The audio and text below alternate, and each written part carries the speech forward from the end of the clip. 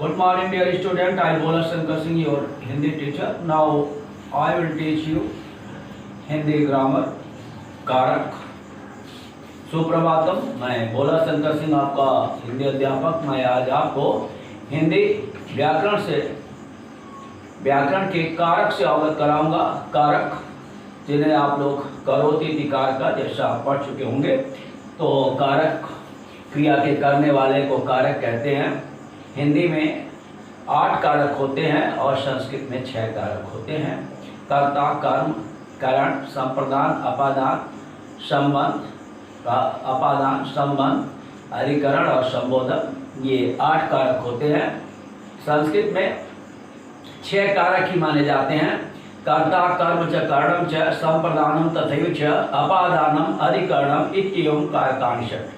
तो कर्ता, कर्म, करण, संप्रदान, अपादान और अधिकरण ये कारक माने जाते हैं. संबंध और संबोधन को कारक नहीं माना जाता, क्योंकि संबंध का सीधे क्रिया से संबंध नहीं होता उसका, और संबोधन को कर्ता कारक के अंतर्गत ही मान लिया जाता है. तो ये है थोड़ा उसका संक्षिप्त परिचय. अब हम आपको पूरी तरह कारक के बारे में बताते हैं कि आपकी पाठ्य पुस्तक में क्या है. तो कारक केश, केश इसको कहते हैं. केश ये नंबर, जेंडर, पर्सन, केस, ये सब संज्ञा से संबंधित हैं और इनका हम अध्ययन करेंगे. कारक का अर्थ होता है करने वाला. कारक संज्ञा या सर्वनाम की वह स्थिति है जिसके द्वारा क्रिया से संबंध ज्ञात होता है. इसे परसर्ग भी कहा जाए. जैसे आकाश ने सेव खाया, तो ने क्या है, वह कर्ता कारक का चिन्ह है. राधा ने अपने भाई को बुलाया, को है. राजीव ने चाकू से, यह तृतीया है, करण कारक है. पिताजी राजेश के लिए टोपी लाए, के लिए यह संप्रदान. और उन्होंने नल से पानी भरा, ये संबंध. नल से पानी भरा, पानी अलग हो रहा, अपादान है. मेरा भाई बस में बैठा और मैं पारी अधिकरण है. तो ये रहे कारक के संबंध में थोड़ी सी जो होता है तो उदाहरण थे. तो वाक्य में प्रयुक्त संज्ञा सर्वनाम के जिस रूप से उसका संबंध वाक्य क्रिया के अन्य शब्दों के साथ पाया जाता है उसे कारक कहते हैं. वाक्यों में प्रयुक्त संज्ञा या सर्वनाम शब्दों के जिस रूप से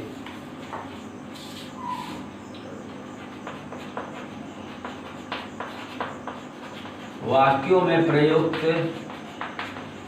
संज्ञा या सर्वनाम के जिस रूप से उसका क्रिया के साथ संबंध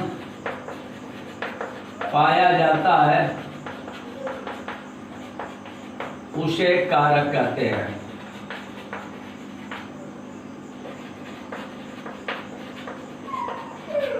वाक्यों में प्रयुक्त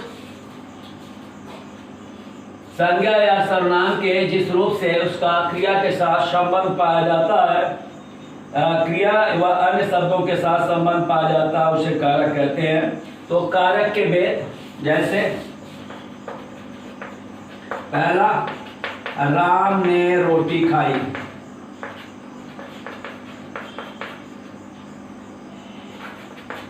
या ने कर्ता कारक. तुम श्याम को बुलाओ, ये हो गया कर्म कारक को. और तीसरा हो गया उसने चाकू से सेव काटे, यहां से हो गया ब्राह्मण के लिए दान बोया, के लिए हो गया.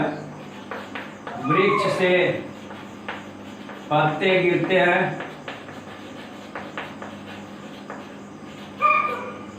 यहां से ये अपादान कारक हो गया. और राजा दशरथ राम के पिता थे। ये संबंध है कि सातवां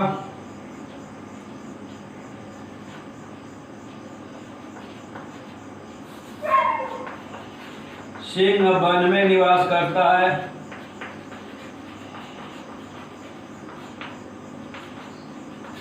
ये में हो गया। हे राम यहाँ आओ, हे राम यहाँ आओ, ये संबंध हो गया। तो ये सभी कारक के उदाहरण है। कारक के वे काइंड्स ऑफ केस।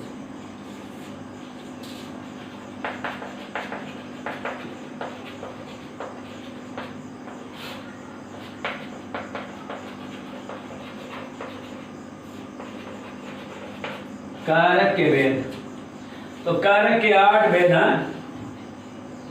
पहला कर्ता कारक, इसका चिन्ह है ने। दूसरा है कर्म कारक, इसका चिन्ह है को। तीसरा है करण कारक, करण कारक, इसका चिन्ह से के द्वारा। चौथा है संप्रदान कारक, इसका चिन्ह है को के लिए। और पांचवा है अपादान कारक, से अलग के अर्थ में। और छठवां है संबंध कारक, संबंध कारक या का के की रे री माँ मैं मी माँ मेरा मेरी आदि। सातवां अधिकरण कारक, यहाँ में पर। और आठवां संबोधन भो हे अरे ये। तो इसका चिन्ह रहा करण या कारक के वे 8 है। पहला कर्ता कारक चिन्ह ने, कर्म कारक को, करण कारक से के लिए से के द्वारा, और संप्रदान को के लिए, और अपादान से अलग, संबंध का के की माने मीर अरेरी ये सब। और सातवां है अधिकरण में पर। और आठवां है संबोधन भो हे अरे ये रहे कारक। कारक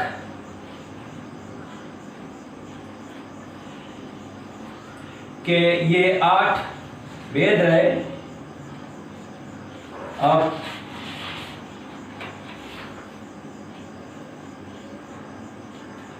कर्ता कारक, एक एक कारक का हम अध्ययन करेंगे। कर्ता कारक,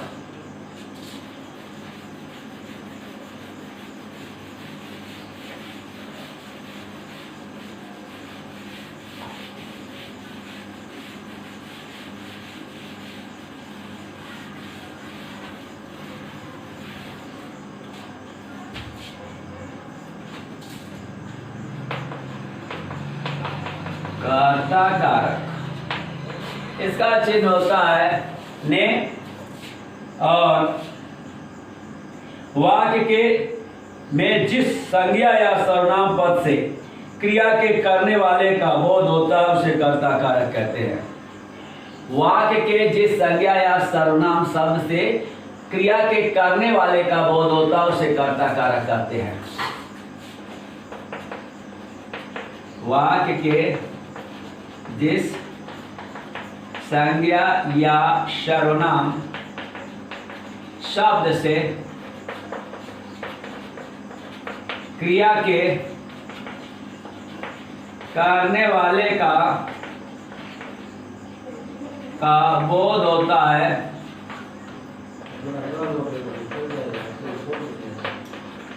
उसे कर्ता कारक कहते हैं।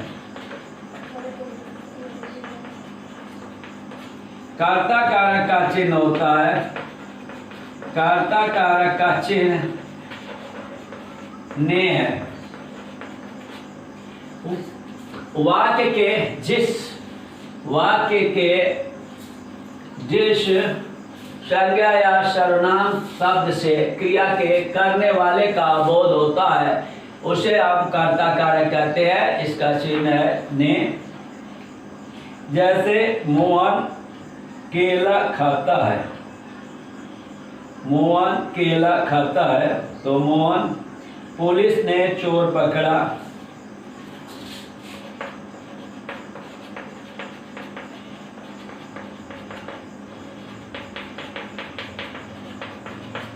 तो यह मोहन हो गया, पुलिस ने चोर पकड़ा, तो यहाँ पुलिस हो गया। ये कर्ता कारक है।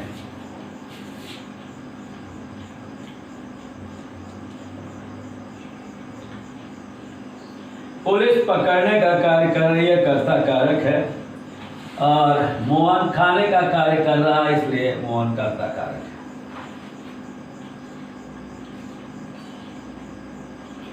भविष्यत काल में की क्रिया होने पर ने पर सर का प्रयोग नहीं होता। जैसे वर्षा हो रही है, राधा बाजार जाएगी, तो उसमें ने चिन्ह छिपा रहता है, इसका प्रयोग नहीं होता है। और कर्मवाच्य भाववाच्य में कर्ता का बोध कराने के लिए के द्वारा का प्रयोग किया जाता है। छात्रों द्वारा काम किया गया। ये सब राम के द्वारा राक्षस मारे गए, तो यहाँ राम करता है, लेकिन के द्वारा पता चल रहा है। तो चिन्ह कभी कभी यहाँ ने के जगह पर ने भविष्य काल में चिन्ह ने छिप जाता है, और कर्मवाच्य और भाववाच्य में के द्वारा से पता चल जाता है कि यह कर्ता कारक है।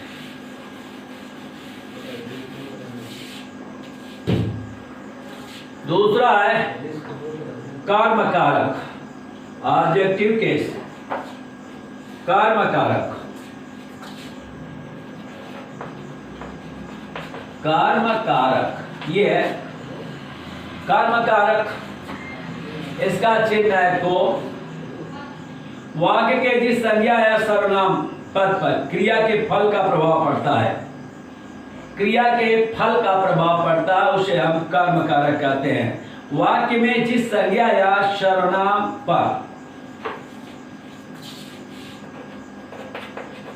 वाक्य में जिस संज्ञा या सर्वनाम पर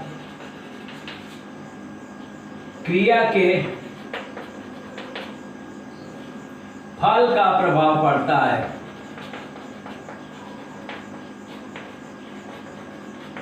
प्रभाव पड़ता है, उसे हम कर्म कारक कहते हैं।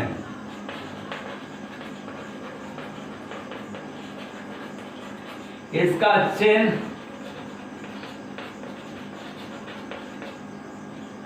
को है। जैसे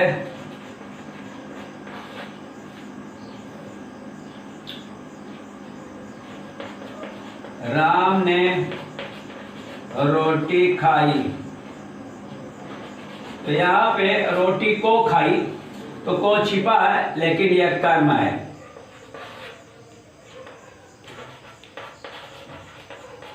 मोहन को बुलाओ, इसमें को है, वह कर्म है।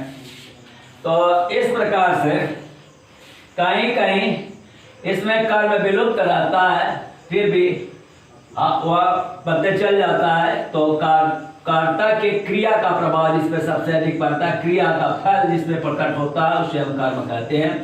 राम ने रोटी खाई, तो राम ने क्या खाई? रोटी को खाई, इसलिए यह कर्म है।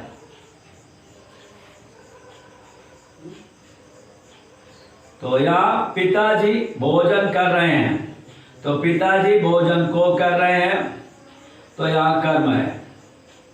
कुछ वाक्यों में दो कर्म प्रयुक्त होते हैं। अध्यापक ने छात्रों को पाठ पढ़ाया, तो अध्यापक ने छात्रों को पाठ पढ़ाया।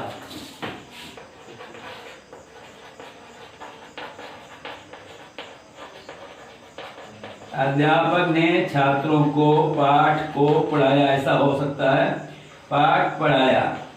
तो इसमें दो कर्म हैं और इसको द्विकर्मक क्रिया या द्विकर्मक कहते हैं। तो ये रहे कर्म कारक। वाक्य के जिस संज्ञा या सर्वनाम पर क्रिया के फल का प्रभाव पड़ता है उसे हम कर्म कारक कहते हैं। इसका चिन्ह को है। जैसे राम ने रोटी खाई, राम ने रोटी को खाई। मोहन को बुलाओ, और अध्यापक ने छात्रों को पाठ पढ़ाया। इसमें दो कर्म है, छात्रों को पाठ को ऐसा कह सकते हैं, और इसमें दो कर्म है। अब हम तीसरे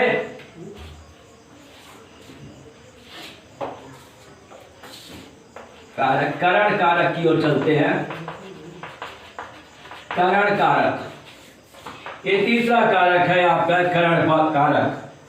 करण कारक इसका चिन्ह है से के द्वारा, जिसके लिए कार्य किया जाए, जिसे कुछ दिया जाए, या संज्ञा या सर्वनाम वह जिसके लिए कार्य किया जाए या जिसे कुछ दिया जाए।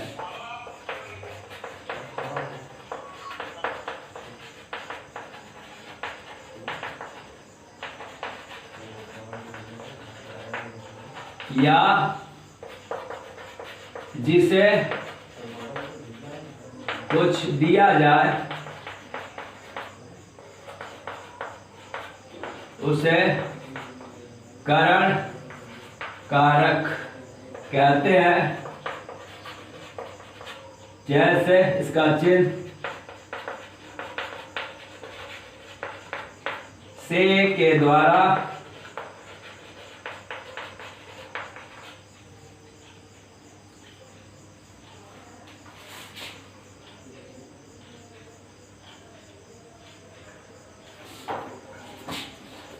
या ये करण कारक संप्रदान कारक, ये परिभाषा है। करण कारक में हम लिखते हैं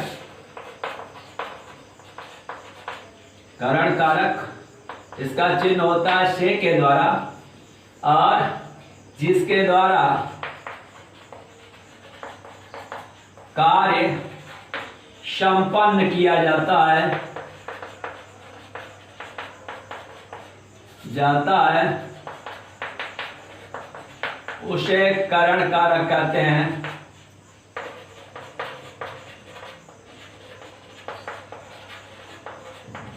साधकतम करण, क्रिया के साधने में जो सबसे अधिक सहायक होता है उसे हम करण कारक कहते हैं। क्रिया की सिद्धि में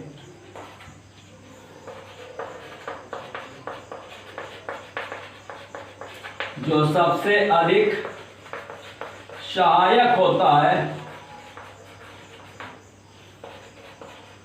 उसे करण कारक कहते हैं।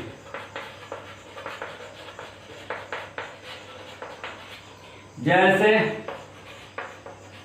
राम ने रावण को बाण से मारा। इसमें राम ने कर्ता कारक हो गया, रावण को कर्म कारक हो गया बाण से। यहाँ पे मारने में सबसे अधिक सहायक बाण है, इसलिए इसमें करण कारक हुआ। इसका चिन्ह है से के द्वारा।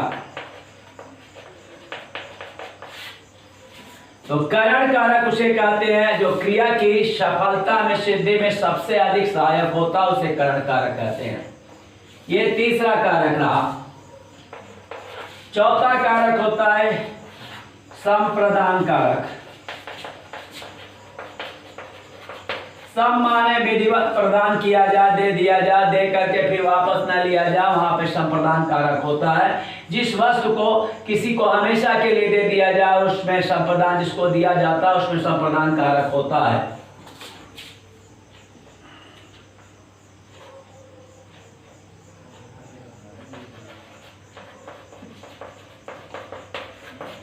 जिस वस्तु को हमेशा के लिए दिया जाए तो जिसे दिया जाता है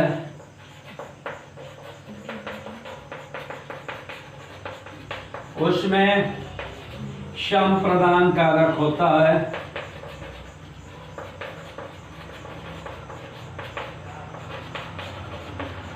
जैसे वह ब्राह्मण को गाय देता है,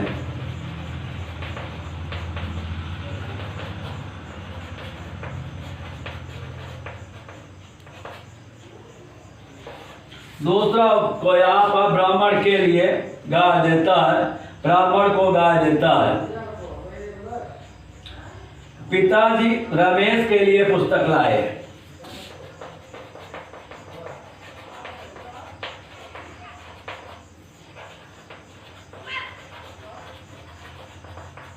पुस्तक लाए, तो यहाँ पर इसका चिन्ह है को के लिए,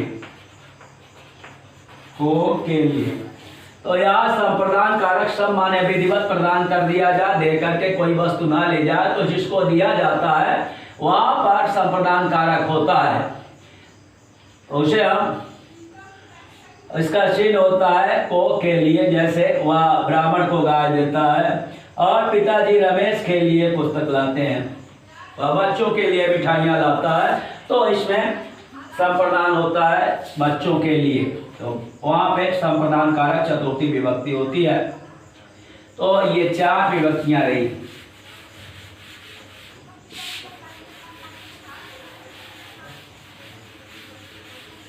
पांचवा है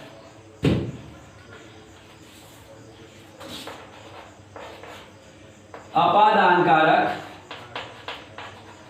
अपादान कारक का चिन्ह होता है से अलग। अपादान अपाय का अर्थ होता है विश्लेष, अलग होने के अर्थ में जो वस्तु स्थिर होती है उसमें अपादान कारक होता है। अपाय विश्लेष अलग होना, अलग होना होने के अर्थ में जो वस्तु स्थिर होती है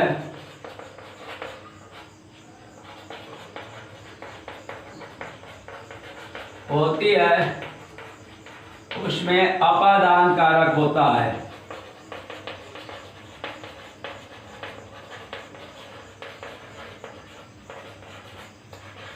जैसे पहला है गंगा हिमालय से निकलती हैं,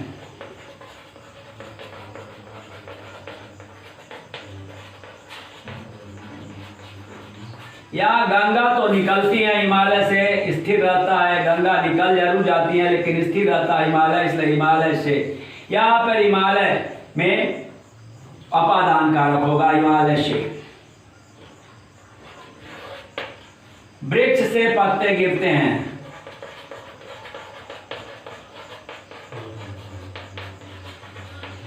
यहाँ वृक्ष स्थिर रहता है, पत्ते तो जरूर गिर जाते हैं, इसलिए वृक्ष से, यहाँ पर वृक्ष में अपादान कारक होगा। इसका चिन्ह होता है, इसका चिन्ह है से अलग, अलग अर्थ में, से अलग, अलग अर्थ में होता है, इसलिए यहाँ पर अपादान कारक पंचमी विभक्ति इसको कहते हैं।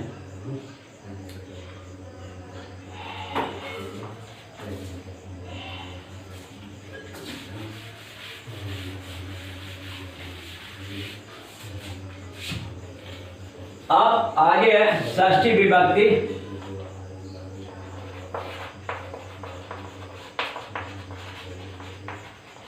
षष्ठी विभक्ति या जिसे कहते हैं संबंध कारक, संबंध कारक। संबंध कारक उसे कहते हैं जिससे संज्ञा और सर्वनाम का अन्य शब्दों के साथ संबंध पता चले, उसे हम संबंध कारक कहते हैं। तो संज्ञा और सर्वनाम का जिस रूप से दूसरी संज्ञा या सर्वनाम के साथ संबंध ज्ञात हो उसे हम संबंध कारक कहते हैं।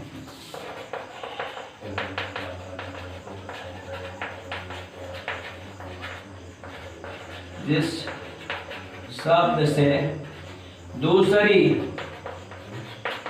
संज्ञा या सर्वनाम से संबंध ज्ञात हो उसे संबंध कारक कहते हैं।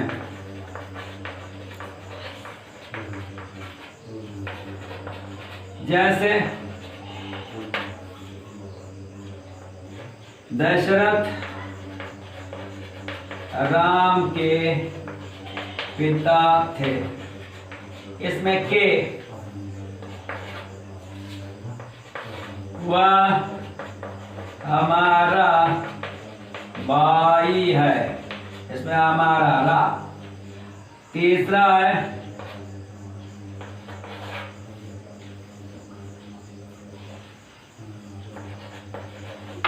मेरे मामा के यहाँ उत्सव था, या मेरे, ये रे आ गया। और इसका चिन्ह होता है, चिन्ह है का के की मा रा रे री मा में मी आ। तो ये संबंध। सातवां है अधिकरण कारक।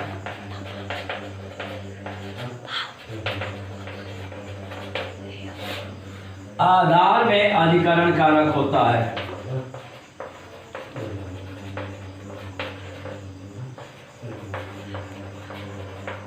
कारक होता है आधारो अधिकरणम। आधार में अधिकरण कारक होता है। आधार तीन प्रकार के होते हैं। तो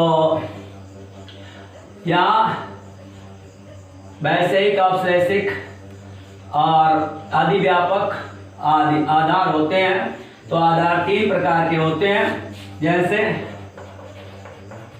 सिंह वन में रहता है,